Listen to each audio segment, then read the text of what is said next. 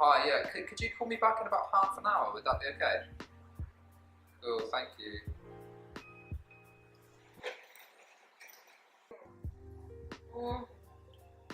Okay, we'd love to know about your journey as a vegan, how you two met, how you continue to explore and grow your spiritual journey, life lessons, journey as parents, travel, etc. So I've been vegan for about like 8 years now. Mom, Aisha and I went vegan together because just overnight actually, we read a book called The Kind Diet, which explained why it's harmful to yourself and to the animals. And I think before we read that, I think Mom saw it on Oprah or something, and she was like, oh, what an interesting thing, because it wasn't a thing here then. And yeah, vegetarianism is massive here. Yeah, loads of people are But India's so big on dairy. It's like people like give it to their children as a health thing. Until you know, you don't know. You know what I mean? It's like the animal thing especially. Because we were all meat eaters before that. Yeah. Like me especially. Until you find out how ugly it is and what you're doing to other beings and what that does to you as well spiritually. You know what I mean? Especially like being people that are like spiritually conscious and like believing in things like karma and wanting to have like as less of an ugly footprint as you can. It's a really important thing to look at. You know what I mean? Also, once you do, it's like pulling away a cover. Yeah. You know, once you see it, everything changes. You know what I mean? Yeah. It's like that. It's like chemicals. It's a really obvious choice for me now. Like it makes so much sense because it's like the animal agriculture industry is such a horror show. Yeah. It's just like it's so easy for me to like. You can just look at. It doesn't take. You don't need to be some sort of like evolved person to look at the murder, the organised like slaughter of animals compared to like growing food in like a way that's like sustainable and it being like you just can't compare the two. It's an obvious choice, especially in the West. It's an obvious choice. It's not necessary. It's not the only way. Yeah. You know what I mean? If something was the only way, you can still argue with me. I would still choose to not have that thing. Yeah. But I would understand if you put yourself before something else. But it's not the only way. Yeah. People always say, oh, vegans have to supplement. The only thing some vegans, not even all, supplement is like B12. Yeah. And all people should be supplementing B12. Yeah. And meat eaters take shitloads of vitamins. Yeah. What's your vegan story? I like experimented with being a vegetarian, like a little bit. Like I don't come from my dad doesn't eat red meat, and I used to think that was bizarre growing up. I'd be like, why would you not eat meat? And for me, it was like if there wasn't meat on the plate, I wouldn't consider myself like a meaty family until I became vegan.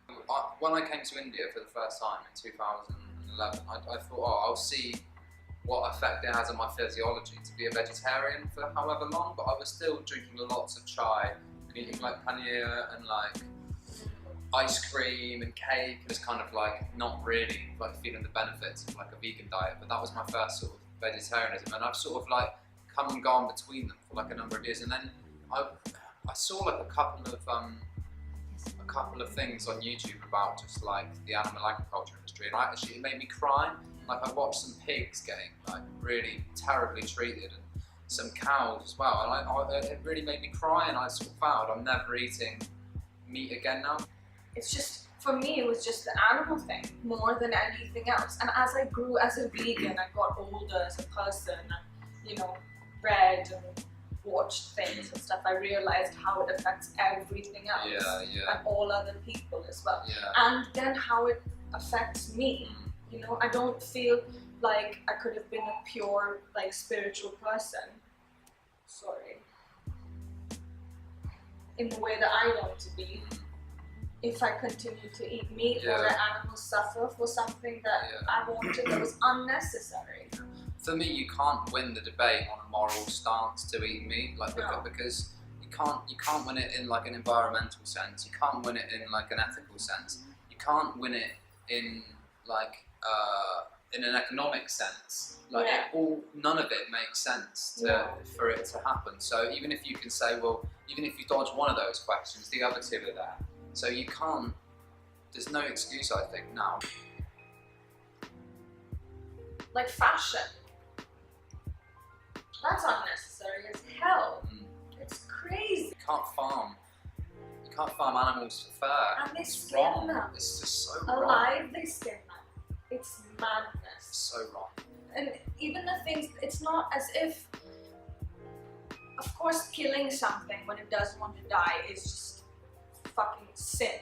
It's wrong. There's just no two ways about murder. Yeah. They're like, oh, we'll do it gently. We'll like give them anesthetic so they don't feel the skinning, or you know, they pluck their beaks out. They like skin them while they're alive and shit. You saw that thing we were looking at the other day where that lady made a hole inside a cow while it was alive and had an arm inside it. It's like, how can you do things like that? I don't understand how these people are not in a mental institution. People that are able to do things like this just seem to me like they would be There's murderers. a disconnect between our definitions of like mental illness and what we're doing in the real life. Like how everyone says, like, seeing children hurt animals from a young age is like a sign. Yeah, it's a sign that they could be turned into like a murderer or a psychopath, sociopath.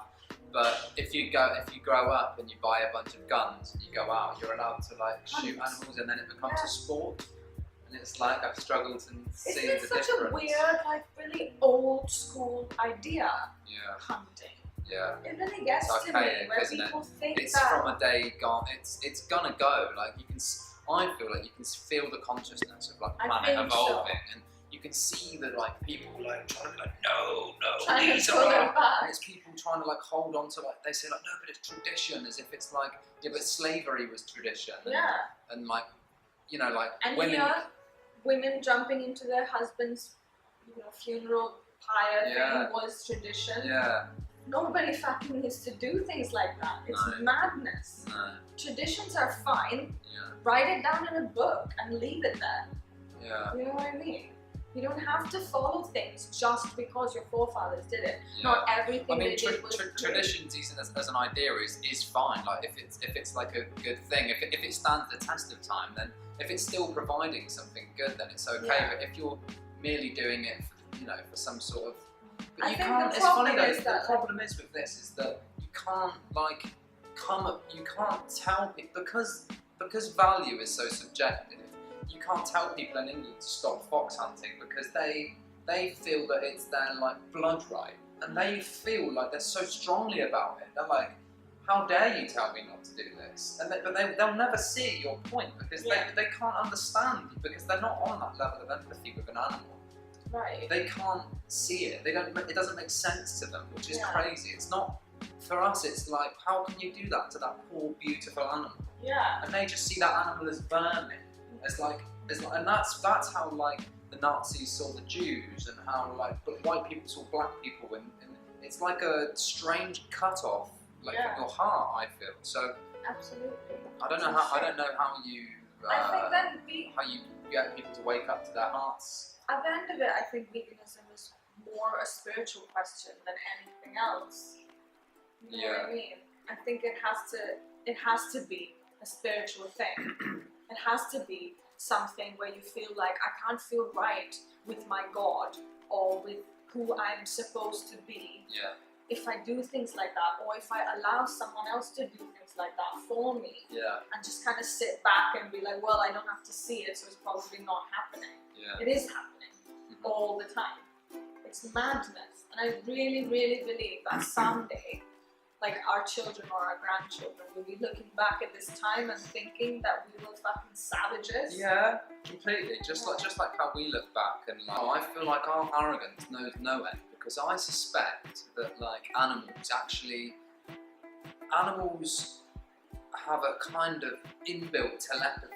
Now, not telepathy as in like I can talk to you about, but they feel your presence. A dog can feel your intention when you approach it, and a cow can. Yeah. Certain people, when they reach like when you become like in a calm state, animals will approach you. Yeah, That's why they there's do. like that. They really do like. I used to think that when, you know, at the farm, when we were living there, and all those dairy cows were in Yeah. the field next door, they would always come up to the fence Yeah. and like hang out with us and like, you know, like look at us and like they let us go close to them and stuff. And they were like, the fact that they are so trusting, just, it's not even like blind trust, it's almost as if they are on another level where they've kind of forgiven us for the horrible things that we do to them. It's really interesting. I think there has to be a thing between cows, So for cows are example. like these like dharma creatures. I think so. Wow. Because like looking at them, I just That felt like resonates. I could just like, when you look at a cow, like there's something in their eyes. Yeah. It's as if they've said, you know, it's okay. Well, you guys, because you Indians, don't must know. know about that. That's probably why they're so sacred, because they have this like Probably. ness about them. They have There this is like something. presence about But them. I don't think it's only them, you know. No, No. birds and everything. Yeah. Yeah. There's something in them. They Yeah. can like be around us with so much horror. There has to be a way that they've evolved to understand what we've done to them. I know what you mean. They're such a gentle animal, and So the fact that we do what we do to them, because they're so susceptible. Like if you think about it, at any point, a group of cows could just trample a person. I know that more people would come back, and the cows would still, but they're still like okay. The thing is, though, we need weapons and machinery to kill them. They're big. They're like fucking huge. If it decided to kill us, it could. And some of them have like crazy horns and shit. We can't, you know, we couldn't fight that thing with our hands. It's just that we prep for murder in such a like big way. They've been bred into a kind of docile animal, though, haven't they? Like if you see like a bison or something, They're not that is like a proud. That is a proud wild beast. And they look incredible. They look like majestic, and then so muscly. But then, like you see the cow, and we've obviously bred it into this much more forgiving animal, haven't we? Because that's obviously what we need to domesticate them. Maybe I don't know. Should we move on a bit? Yeah, sure. It's getting really sad.